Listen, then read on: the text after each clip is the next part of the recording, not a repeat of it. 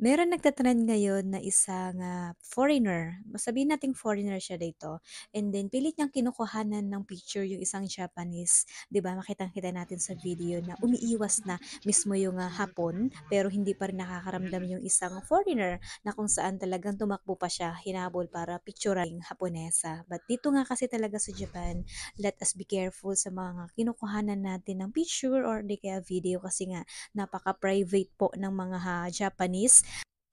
Hindi naman sa ilig sa camera pero ganun yung personality na. So, tayo po bilang isang foreigner dito, we should be aware and let us be magkaroon tayo ng respeto sa kanila. And iyon, let us be careful pag nandito tayo sa Japan. Although nakakaaliw yung mga suot nila, yung mga lugar din dito. Sila mismo kasi napakabait din naman kasi ng mga Hapon pero mayroon namang limitasyon ang bawat bagay, 'di ba? So, yun.